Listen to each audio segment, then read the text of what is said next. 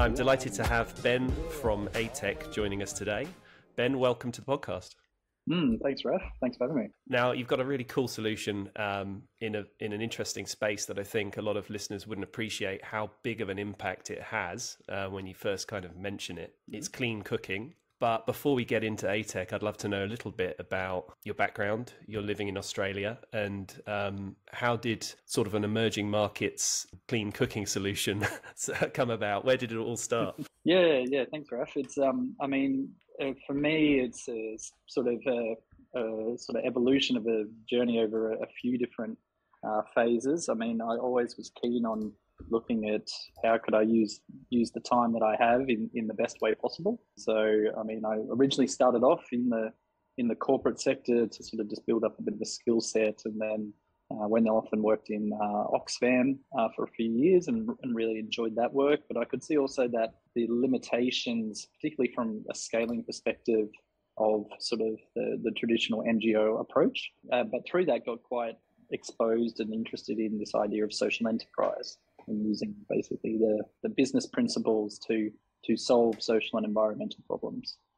So enjoyed that time with Oxfam. Then an opportunity came up to work for the School for Social Entrepreneurs, which was a social enterprise incubator, and really enjoyed that. That was a great organisation to work for, but really wanted to get my hands on from doing something directly myself.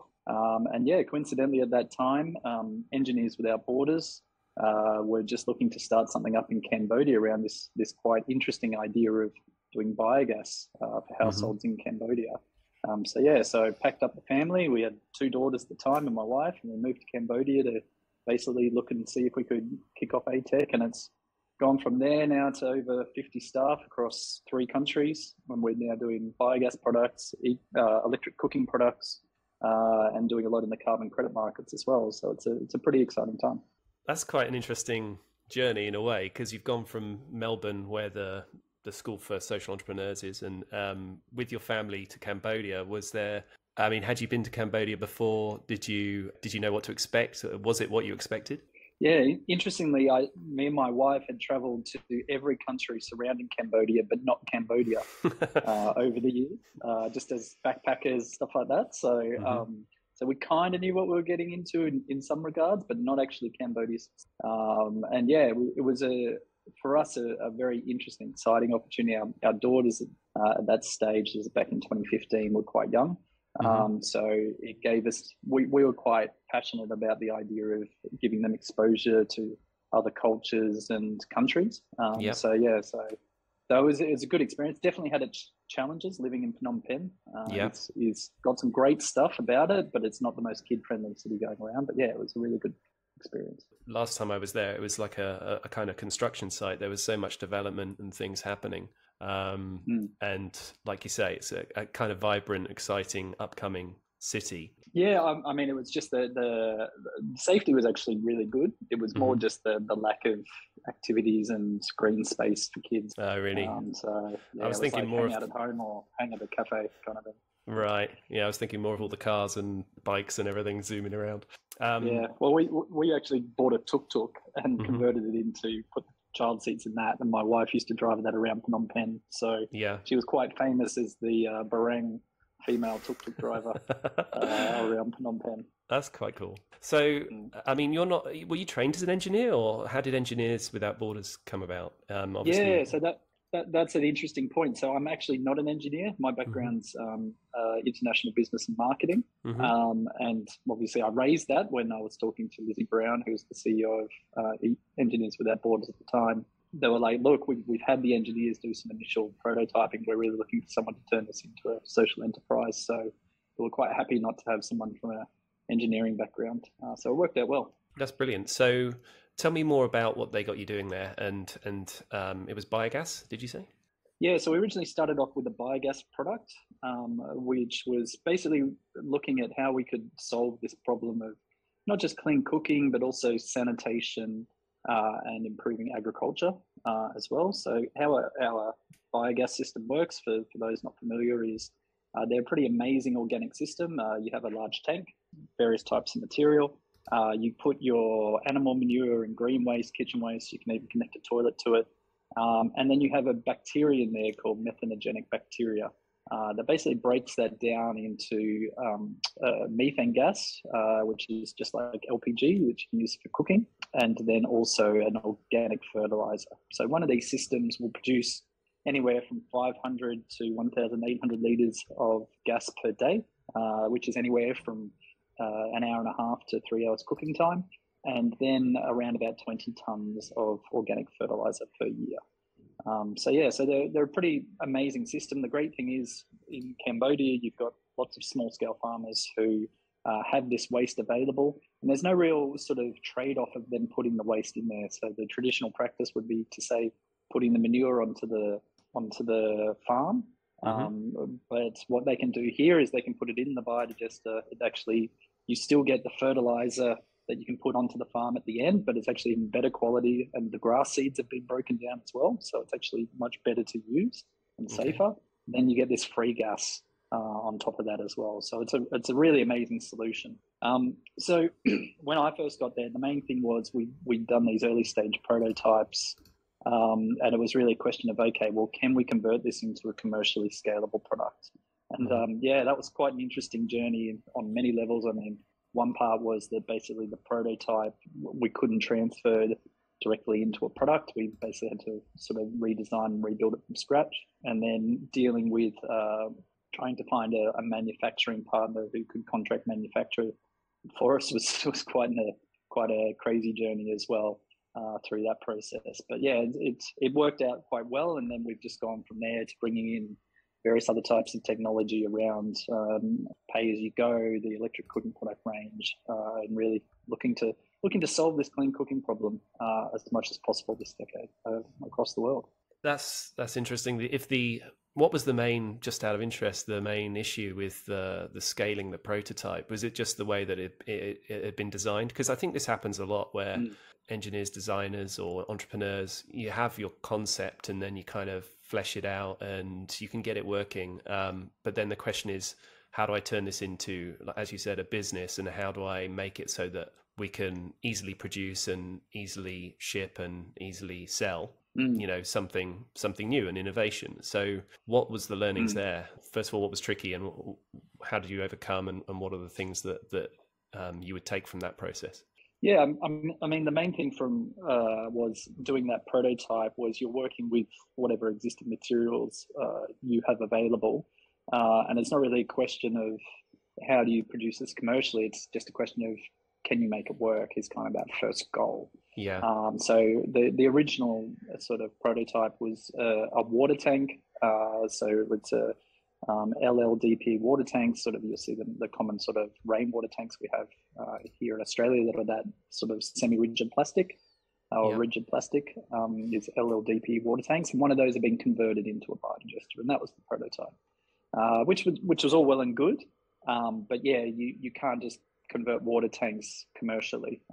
You need to redesign it as a single production mold or a series of molds that can then actually commercially manufacture that sort of end desired outcome, rather than sort of piecing it all together, because you just end up with too many design flaws or construction flaws in the tank. And I think that was really the really big tricky thing for us to start, is we wanted a product that people were really happy with. So one of the big parts of that is having sort of a good flow of gas, which means you need to pressurize the gas, which can be done. But it also means that you put a lot of material stress into the system as well, because basically you need to pressurize the tank, which you can do through basically gravitational forces. But by doing that, if you have the tiniest little hole, basically it's the gas is going to find its way out and create issues for you. So your design's got to be really robust to be able to withstand those extra pressure. But you made it work. Yeah, it took quite a few design iterations. Me and Lockie, who was our engineer at the time, I mean, none of us were neither of us were biogas experts. We had a manufacturer who claimed to be an expert in tank manufacturing. And yeah, after that first production mold, we found out he had absolutely no idea what he was talking about. So that we learned some very hard lessons. I think we did 3. We're up to design version 3 within 12 months. Okay. So it was very lean startup, build, measure, learn, and somehow we survived. Like at this point, you're selling to the Cambodian market, or was the goal always to kind of, ship these things globally?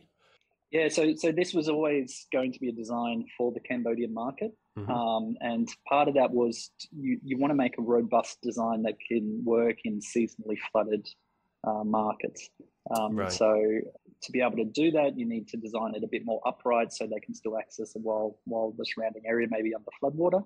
And to do that, you're doing it as like a water tank, and basically any large item that's filled with air is really not going to be very cost effective to ship. So you're always looking to manufacture that locally. The good thing is you're doing what's called rotomold manufacturing, which is done on site. Like most countries in the world now have rotomold manufacturing for water tanks, septic tanks, biodigesters, etc. So it's not too hard to find the manufacturing option. It's just getting the product or getting the mold into the country, and then off you go. Yeah, because otherwise you're shipping just like a giant plastic container on lorries and stuff to remote areas of Cambodia, and the customers for this would be typically, obviously off the grid in a way, like rural locations with in particular farmers. Did you say, because they've got the raw kind of ingredients initially? Correct. Yeah, I mean the main one in Cambodia is cow manure.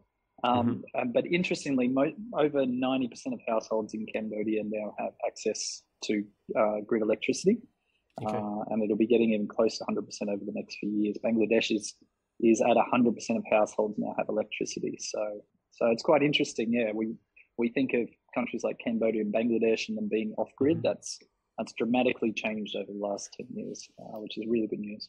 And so has extreme poverty. So, like over the last 10, 20 years, it's incredible strides that have been made. But there's still, I think, from your website, I think it says 4 billion people who don't really have access to modern cooking apparatus in a way. And I'm a big fan of Hans Rosling's work, the Gapminder Foundation, and they've got a website called Dollar Street, which is really worth a visit if you haven't been to it, where you can basically put in. A lot of his work is kind of saying we shouldn't be saying, developed and developing markets and stuff like that, because actually people are just at different levels in different countries. Whether you're on a sort of level 1 is $1 a day, level 2 is like $4 a day. But if you kind of put in $100 a month or something as your income on Dollar Street, you can kind of see the cooking apparatus. And, I guess we take so much for granted, being able to just turn on the stove and cook a meal. But if you're in that income bracket, you're really cooking with wood, aren't you? And whatever you can get your hands on in quite a basic fashion, right? Yeah, and I think this is it is a huge global problem. It's 4 billion people, so it's half the world's population.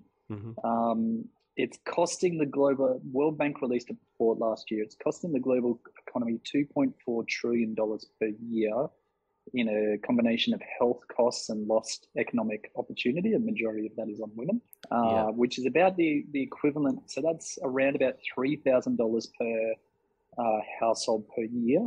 And it's about the equivalent of the national GDP of Italy, which is, so we're not talking a small number here.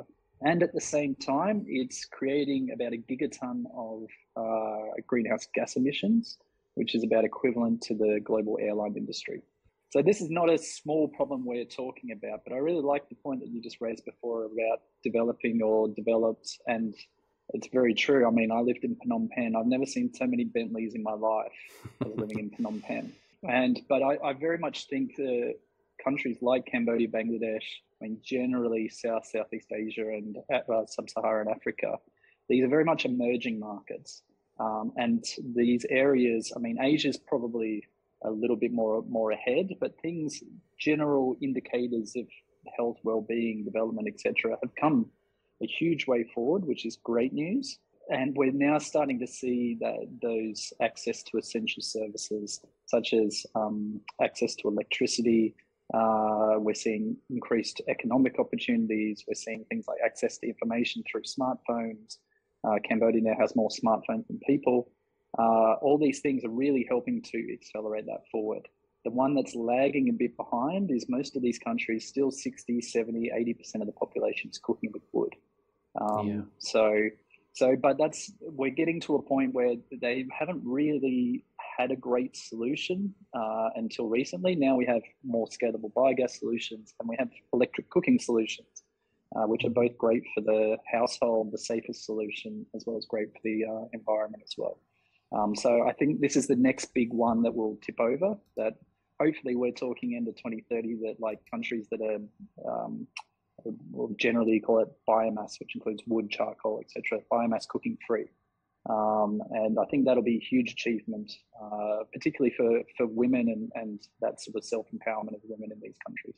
Yeah, because in many of these countries, there's, very defined gender roles in a way, and the the talk I like from Hans about the power of a washing machine is an incredible TED talk. It's worth listening to. And the same I think with modern cooking apparatus is just so important, because the time it takes to go walk and collect wood, and same with water, and it just eats into a day. So what time is left for education? What time is left for the family, and for bringing in further income, which can help you move up to level 2 or up to level 3 in if we look at it as a game of kind of self-improvement and family improvement. So I just want to linger for a second, because that's an incredible statistic that you mentioned there. So all of the world's aviation, in terms of carbon, are you talking about, or emissions coming from all the world's aviation, is on a par or less than the amount of emissions coming from people cooking with wood and other things they find. Is that correct? So if we convert the entire that 4 billion people across to clean, modern, sustainable cooking, so that's a combination. The 2 best solutions out there are biogas, which is 100% renewable, and electric cooking, which is particularly induction cooking, which we do, which is super high efficiency and has a significant carbon emission reduction. And as grids continue to get greener, will be 100% renewable as well. Nepal's an example; it's 100% renewable grid electricity. Will be basically just solving this clean cooking problem. Will be the equivalent of solving every carbon emission from the airline industry. Of course, I mean, we still need them to pull their own weight. We still want them to do, But you're right. It's not a small amount we're talking here. We're talking what they call a gigaton in carbon markets. And also the social improvement, because I mean, flying is frankly a luxury, and what we're talking about here is going to can change the lives of so many people. In just in an everyday way, as in a simple way. To come back to the kind of biogas reactor, you started in sort of that department. When did you start looking at solar and other solutions, the electric side that you've been talking about? Yeah, so back in, it was probably 2018, we had sort of done some great work in getting the technology, as in the biogas system, to a level where we were scaling it commercially. And we really saw this access to finance challenge for customers. So for them to be able to buy a system up front was too expensive. So they needed to be able to break it down into payments over a period of time. And our original business plan or thesis at that time was we'd partner with microfinance. But unfortunately, the story around, traditionally microfinance in Cambodia has not been particularly great. There's what you call over securitization. So basically, in order to get a microfinance loan in Cambodia, you have to put your land title generally down, which could be worth $5,000-$10,000 for say a $500-$600 loan. Wow. And if you then default on that loan, they have access to your land title.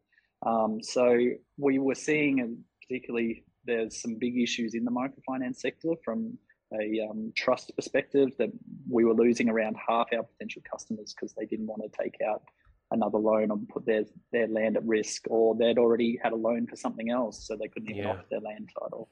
So how much is the bioreactor? Sorry, just out of interest, what kind of money are we talking about? Yeah, so now we sell it for $30 US a month, over 27 months. So that works out about $800 US over the life of the product. But then they own it from there, and then it lasts up to 25 years. And that includes all their gas, providing they keep putting the manure and raw ingredients in.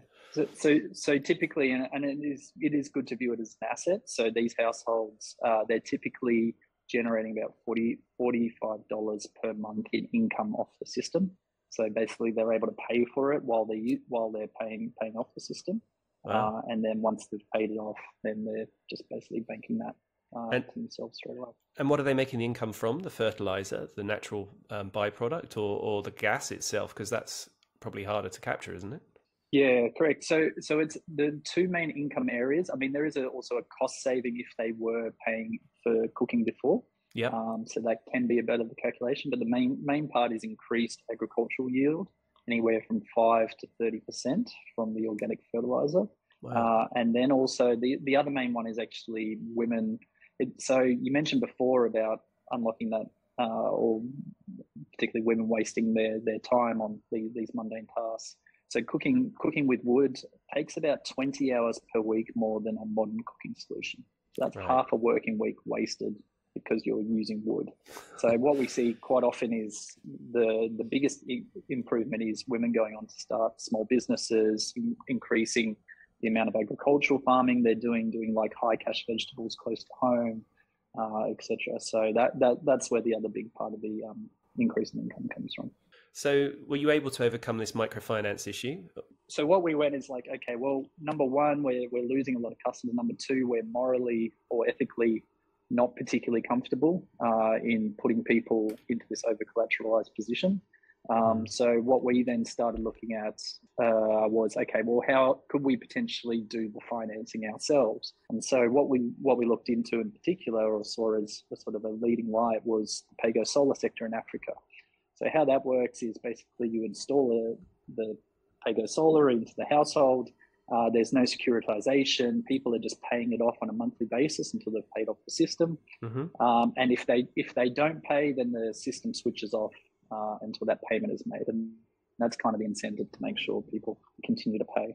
So we then designed and patented up a pay-go integration for our biogas systems, which was the first in the world to do that. So that basically people could just get the system directly from us, try the system out for a period of time, and then start off those monthly payments from there. So we're actually doing in Cambodia at the moment, people can try the system for up to 3 months before they then make that first payment. So that's putting it, from our perspective, that's putting a lot of trust in the customer. But we believe, I mean, number one, generally Cambodians are pretty honest at this kind of stuff anyway. And number two, we really believe in the value of our product to those households. So it's worked quite well for us. So we've rolled that out. 95% plus of our customers now take that pay-go option. And when we did that, we were like, oh, hang on, we're really onto something here. There's this huge cooking problem. Biogas is great, but it's only a small percentage of the market. You need the livestock. You need to be committed to both livestock and farming longer term to really, for this product to make sense. Yeah. And we started to ask ourselves the question of going, okay, well, we're onto something good with this pay-go clean cooking. What is the next best solution, we think, after biogas? So if you don't have the requirements, like the setup for a biogas system, because that's like zero cost once you paid it off, what's the next best solution? So we looked at everything from LPG to ethanol to various types of electric cooking.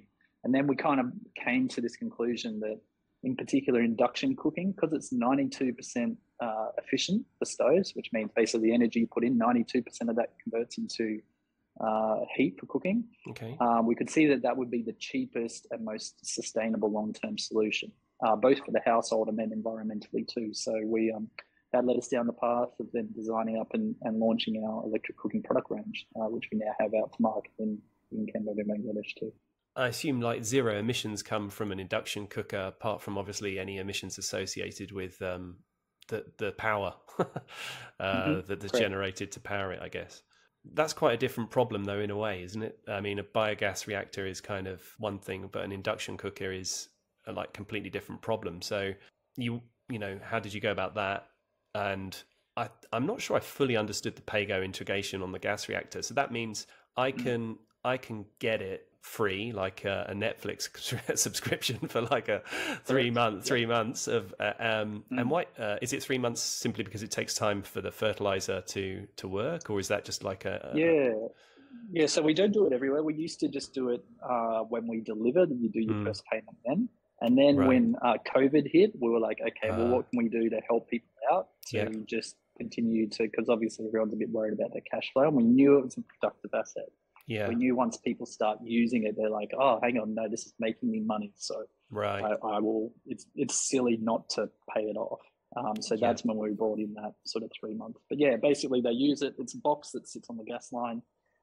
They enter in a key code, which they pay with via their mobile money provider, which is like on their banking app equivalent. And they enter in the code. If they don't enter a code, there's then a solenoid valve in the box that switches the gas off until they do enter the code. Wow, so it's like an IoT element to your product that enables you to control on and off kind of access. Yeah, correct. So our electric cook stove is a full IoT SIM card connected device, which brings all these other benefits, which I can talk about later. But yeah, the biogas is actually preloaded code, so it doesn't have an active internet connection. It actually has preloaded codes, which then match up with the ones that are generated from the system. Okay, that's super smart. So yeah, because I was going to say, like, you don't always have internet, and well, in fact, you definitely don't have internet in some places. You don't have necessarily cellular in some places. So you decided that really the way to go was electric for certain markets. So how did you go about that? Yeah, so from us, it was looking particularly in Asia as this rollout of grid electrification, and it's been a huge investment.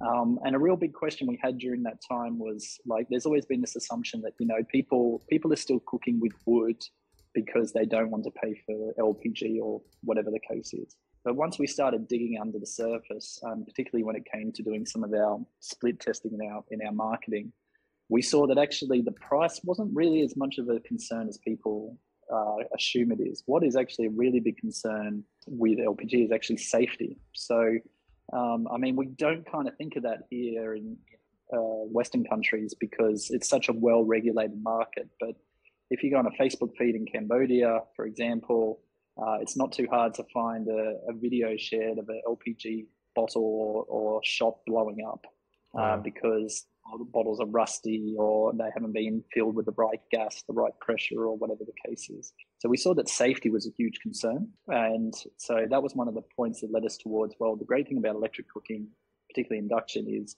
it only works, it only turns on if you put a pot on there. If you take the pot off, it turns off. So that's a great safety feature. There's no open flame. There's all these sort of top of the line safety features for the product. And then it's about 50% of the running cost compared to LPG. So an electric cook stove, our stove in Cambodia, you'll typically be spending $5 to $7 a month in electric costs on the product. So it's super cheap to run. And then it's modern, it's safe. It literally ticks all the boxes. We published an article on Next Billion. I don't know if you've come across that before, but this guy's out of the US. Thought leadership piece on our thought was that electric cooking will be the global standard by 2030. We will have moved on from LPG, and probably developing countries or emerging markets will get there first, followed by the sort of Western markets after that, because we have a lot more legacy infrastructure in place. But yeah, it just beats it on every factor, basically. So it's kind of a leapfrog moment, a bit like going straight to mobile, missing out landlines, and similar for some of the emerging markets. Where did you say was completely 100% renewable earlier? Yeah, so Asia?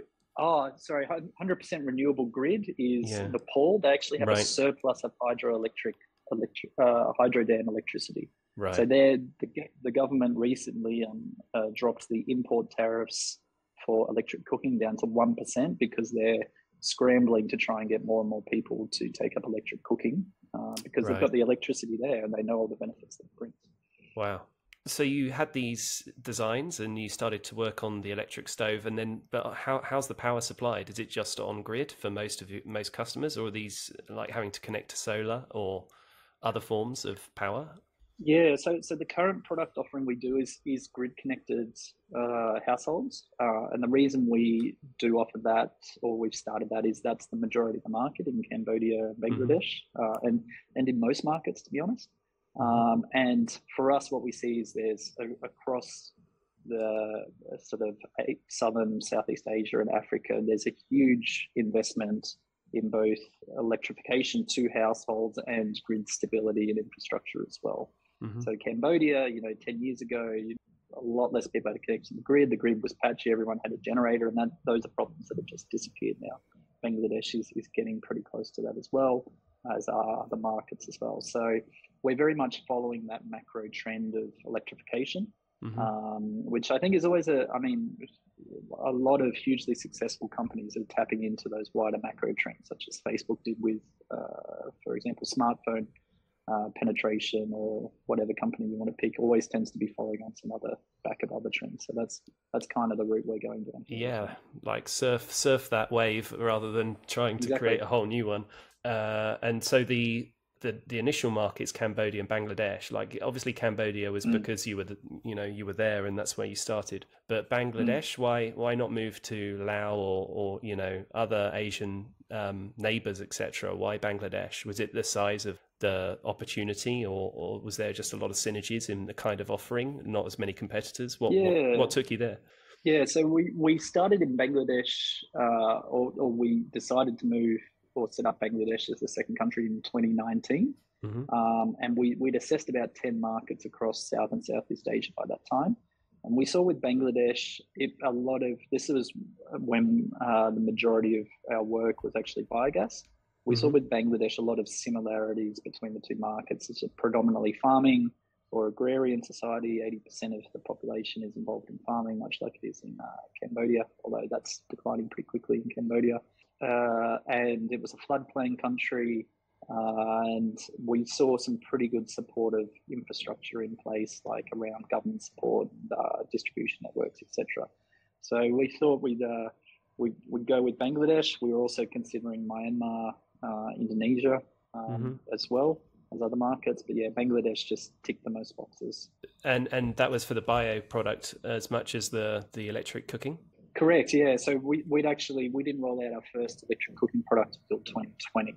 Okay. So we kind of already made that commitment.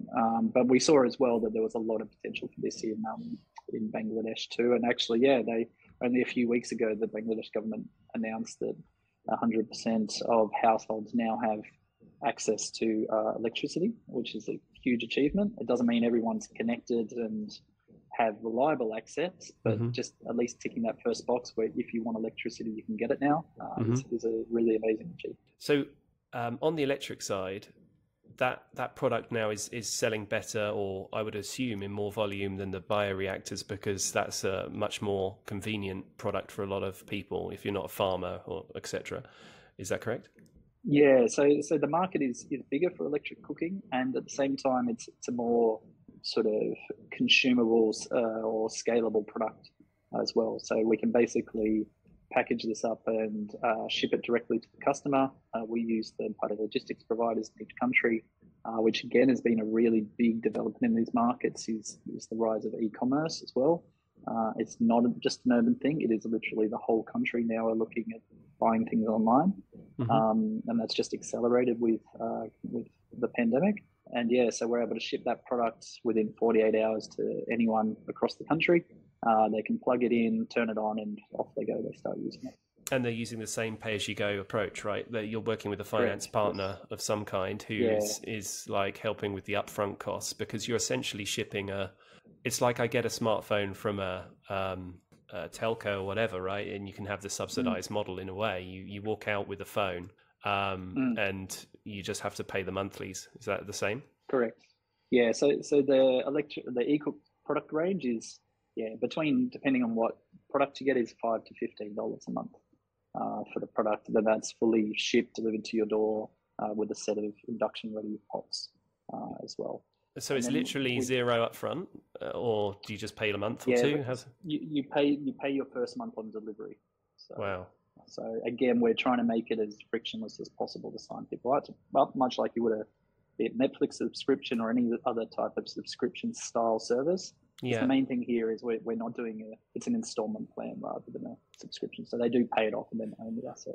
Yeah, but the difference with Netflix is it costs them barely anything to add an additional customer, whereas you know you're giving them a piece of hardware that's had to be manufactured and shipped and stuff. So exactly. There's a bigger probably finance requirement, and are you working with partners on that, because otherwise it would tie up so much capital for you guys, right?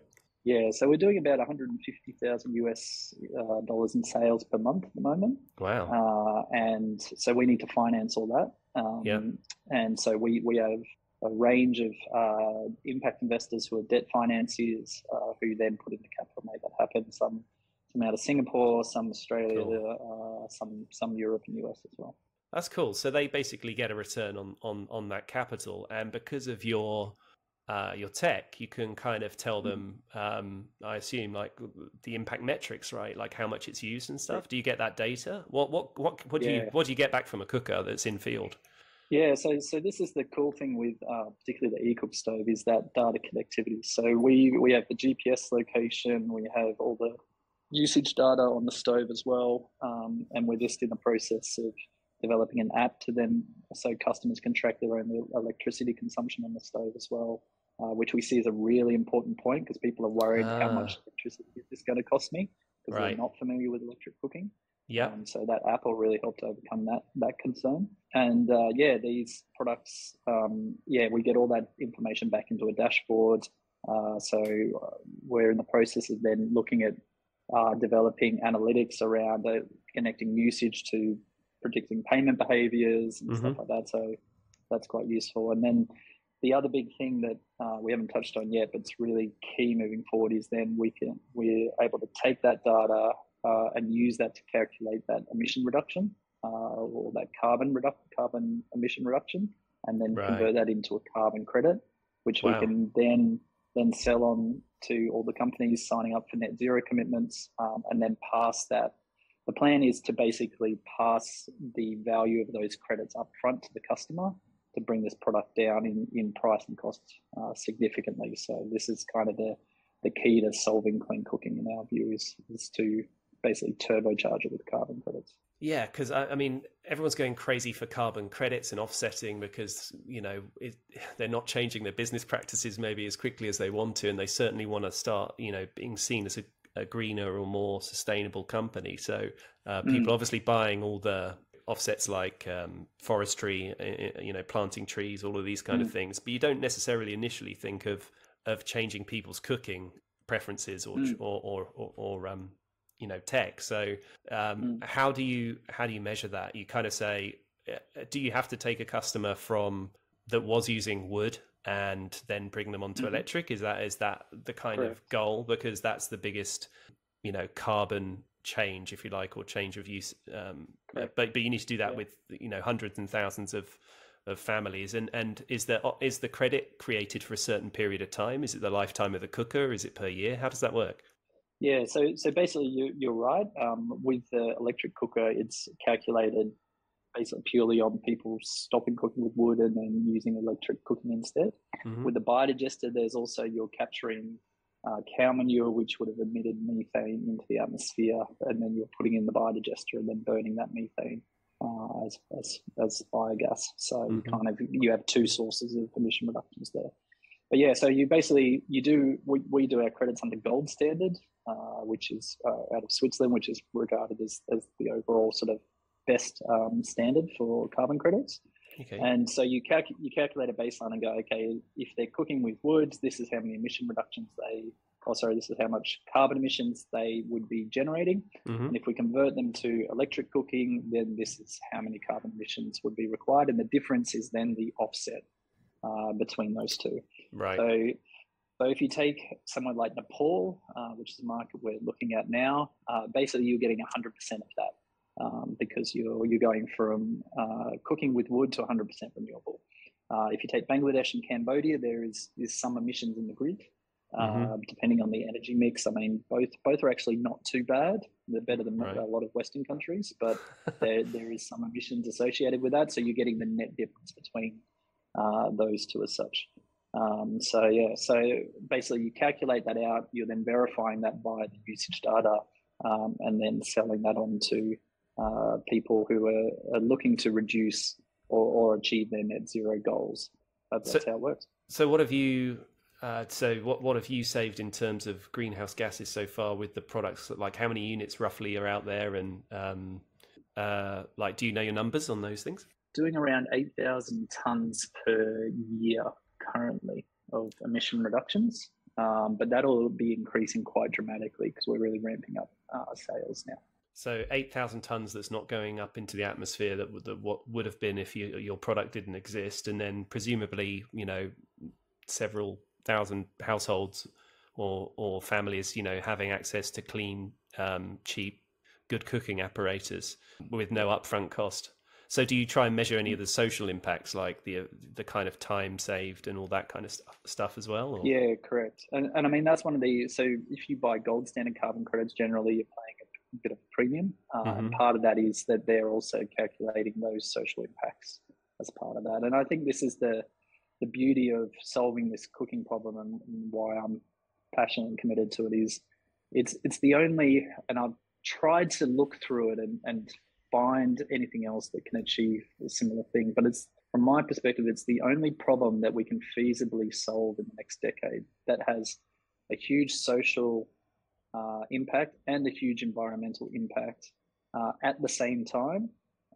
And you can actually monetize that environmental impact to actually scale this to a much larger level and increase the social impact. Like, there's no trade-off between, quite often you're stuck in the problem of a trade-off between the environmental, the social, and the economic. There is no trade-off here. They actually complement and drive each other. It's basically win-win-win for everybody, and it's like, as sooner as we can do it, the faster we do it, the more credits we kind of create, the more, you know, social benefits there are. So is this what you call your, I think I read you about your impact flywheel, or what you're terming an impact flywheel, right? Which is, I assume, kind of, you know, being able to kind of create massive impact at speed and scale, using that approach. Can you talk me through how you came up with that? Yeah, so it's a business strategy or theory originally developed by a guy called Jim Collins, and there's some great stuff on how Amazon used this strategically, the Amazon flywheel. You could also look at, I mean, there's various other companies that have done it too. Tesla have done a similar kind of thing over the years. But it's all about how do you create a way of doing business that every time you complete a business cycle, it gives you more energy into that next business cycle. And so for us, this kind of was sort of something it took us about a year to figure it out for ATEC. And then we published that article, which is on Next Billion as well. Understanding, okay, well, how can we know there's all this great impact. How can they actually play into each other to accelerate each other through this process? And for us, the way we see it is, okay, so we've got this cooking problem.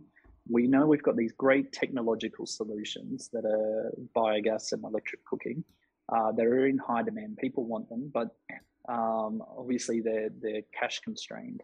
Yeah. But they also generate this amazing environmental outcome, which we can monetize. So really for us, solving clean cooking is, if we can basically monetize, particularly do pre-financing of these carbon credits, we can pass that through as sort of a reduction in cost to the customer of what they need to pay, which then increases the amount of customers that will sign up to these technologies, which then generate more carbon credits, which you can then use to go out and sign up more carbon credit deals, which then brings down your price even further. And then you can sell more carbon credits and get more stoves in the market. And really, it's this interplay of technology, the social and the environmental outcomes together, and they actually drive each other through this impact flywheel approach, which is pretty exciting. Yeah, because you can just basically get bigger and bigger in terms of scale, and village to village, town to town kind of thing. Completely transform how everybody's kind of cooking. Everybody has access to it, but like, doesn't that create a problem? Because if all of these like, how does it work if my cooker stops working? Like, you've got all of these devices across, Bangladesh, Cambodia, and places. I guess you have to work with service partners and things like that, because they're kind of on a service model, right? It's not really correct. They don't really own the cooker, do they? They do own the cooker once they finish the payment plan, which is anywhere from 12 months to 27 months, okay, on what they've signed up to. So it's their asset at the end. So they're not paying in perpetuity like a subscription is. It is an installment plan like your mobile. So it's just purely for them to get ownership. But correct. Obviously you kind of the consumer wants it to work for 10 years plus, right? I mean, I would have thought 10, 20 years. Yeah. So depending on, I mean, there's the product lifetime, but then there's also the carbon project lifetime as well. Right. So depending on the technology, you're talking typically either 7 years or 12 years seems to be about the range. You can go up to 15 years. Wow. And ideally what we're looking to do is to calculate, okay, over that time period, let's take 7 years, for example, is to go, okay, how many tons per year are being generated? Okay. And then what is the price per ton we can get? Okay. So overall that revenue and where the carbon markets are now and where they're going is the revenue off those carbon credits is actually greater than the revenue you generate off the stove. So effectively what you're looking to do is you're trying to get these assets placed out in the field that are generating this outcome, let's call it, of carbon credits, and then being able to use that. But rather than sort of, trying to figure out a complicated way of like trying to transfer that value back to the user over multiple years, and then having to pay up the system, is get the buyer of those credits to take that additional risk along with us. And obviously they get that credit at a bit of a cheaper price because of that risk of putting the money in up front, which means then the user is paying a significantly less amount. We never want to give them away for free because that creates the wrong bit incentive structure for the household. They need to at least pay something so that we know that they actually do want the technology, but it doesn't need to be significant. But yeah, just getting the asset in, making sure it's being used, and then monetizing the carbon credits. So they get a great outcome. I mean, we get a great outcome, and then environmentally there's a great outcome too. And ideally, if it's working really well, there's even the potential to pass some of that value back to those households too in the future. Yeah, I was going to say, if the value of carbon credits keeps increasing, then it's kind of, who actually owns that carbon credit? Like, is it the user? Is it you guys? And you obviously create the credit and then sell it on the market to a partner. But like you say, at the moment, is it a case of a credit is being generated, which is kind of like sellable, which then helps finance, the next cooker in a way, rather than the cooker that it's come from? I'm always a little bit baffled by the way this kind of funny maths around credits works. Yeah. There's kind of two ways. One way is you generate and sell the credits on, say, a 6 monthly yearly basis, which is kind of what we started off with biodigesters or biogas systems in Cambodia. We registered our first project. Yeah, because it's 2018. You need a lot of assets, right? You need a lot of cookers or biogas reactors already in market for it to make sense, because one stove isn't going to change much, right? Yeah, exactly. So you need a mass or a scale that makes it, because there's costs involved with doing these credits as well. But ideally, where we've seen, and this has really changed in the last 18 months, is more and more companies have signed up to these net zero deals that they're looking to achieve. And part of that is going to be reducing their own emissions, but they're also aware that they're not going to be able to get there fully, or they need more time, and that's where carbon credits play a role, which is effectively a type of tax. It's just a market-based tax on carbon that we're sort of looking at here. So they're looking to sign up deals that can basically secure them a stream of carbon credits for up to the next 12 to 15 years potentially, that they can use to reduce their emissions moving forward. Now, what we're moving to, and because the market is becoming a lot more mature now, is people are now willing to put that money in up front so that they can then effectively they put the money in at the start and then get the credits for free or for a reduced rate over the project period. Which seems attractive, I assume, because carbon credits seem to be going up and up and up in terms of price exactly per ton or whatever. Exactly. Yeah, and it's a win-win, because on their side they're getting carbon credit secured at a particular price for 10 years plus, and on our side it means we can then take that carbon credit revenue and discount that off what the customer needs to pay. So we're not looking to hold this carbon credit revenue ourselves. This is very much about us. How can we solve this cooking problem by making selling high quality solutions at below market prices? Because that to us is the key. We're getting great biogas, great electric cooking at cheap prices. We're not just getting kind of, the passionate or the early adopter customers. We're getting the mass market then. So, and that's how we go from where we are now to hopefully by 2030 that clean cooking, this issue of cooking with wood, is in the past. So what's next? I mean, you've done, or you're deep into a couple of markets. Where's next geographically, and how do you make the flywheel turn faster for yourselves? And who are the partners?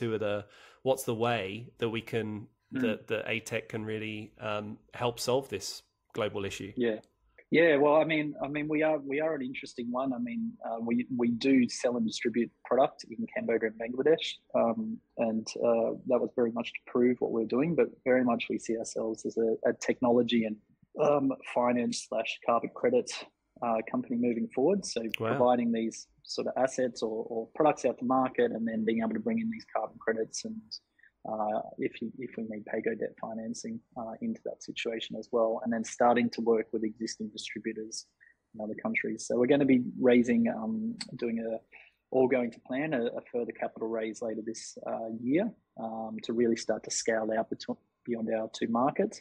But rather than setting up ATECs in each market, is, for example, in Africa, you've got this fantastic network of distributors from the pay-go solar sector who really understand this business model, have huge customer databases, and we're just bringing in that expertise around product and expertise around carbon credits, and then packaging that up along with a potential buyer so that these guys can go out and sell a huge amount of stoves across the country, and look at taking it out and solving it across multiple markets. So that's an interesting development in a way, because it's sort of like you started from a very engineering, trying to make a biogas reactor work that would produce, burnable gas and fertilizer in a pressured way cheaply that can be distributed. So quite heavily product engineering focused. But now you're talking like the future is really about being almost a tech platform or service provider, or not open source, but in some way sharing your expertise with existing infrastructure providers or product providers in a way, so that you can scale this more quickly. And I think that's a pretty cool kind of approach in a way, because I assume like there's a lot of places you can get a stove manufactured, but you need certain specifications. And then actually the issue isn't really the stove, if we're honest, it's the creation of the business model that allows an impoverished or someone sort of lower on the income scale to get access to it cheaply, affordably, and in a way that they can pay for and enjoy for a good amount of time. Yeah, exactly. And I think this is what I personally see, I mean, more broadly globally, as this next big revolution is. We've had this amazing software revolution over the last 20 odd years. But as we're starting to see, for example, in electric vehicle markets, other IoT markets, is bringing those software solutions off the computers or off the phones and into the real world. And then that opens up all these other opportunities. So, Tesla's the great example here of, they took a car that was a disconnected device and made it connected, which then opens up, I mean, the electric part is amazing, but all this stuff around safety, around self-driving, etc. in the future, I mean, these will be huge steps forward within that sector. And I think that's where a lot of these things are going to go, is once you bring a hardware, software, and then potentially this finance element, if needed, into the mix as well, it just opens up great quality products to a much broader market moving forward. And that's where we see things going. Completely. Grant spoke with Monarch Tractors just recently on this podcast, so I don't know if you caught that one, but it's fascinating. It's basically the Tesla of tractors. So yeah, why not have autonomous tractors doing all this work, solar and other renewable power? It's pretty exciting future. when you think about it. And in terms of the steps that can be made, in countries, like you say, that are kind of emerging economies, etc., they can make radical steps that are going to make us, I think, a bit embarrassed in some geographies that we're so slow to move away from fossil fuels. Yeah, yeah. I mean, we've seen it in mobile phones. We've seen it in decentralized, what would you call it, like mobile money. I mean, mobile money in these countries was miles ahead of smartphone internet banking that we have in our countries. Like, it's way more integrated and accessible. So yeah, I think we'll continue to see, because you're working in a constrained environment where you have to think outside the box a bit more to make things work. So yeah, I think there'll be some really, really exciting stuff coming out of Southeast Asia and Africa around some pretty cool tech moving forward. Well, Ben, thanks so much for taking us through ATEC and everything that you're doing. And I really look forward to tracking the progress of your company and your partnerships, etc. And I really hope that you're correct in that clean cooking can be something that's fixed in this decade or inside a 10-year period. So thanks very much for taking the time to talk to us. Sounds great. Thanks, Raf. Thanks for having me.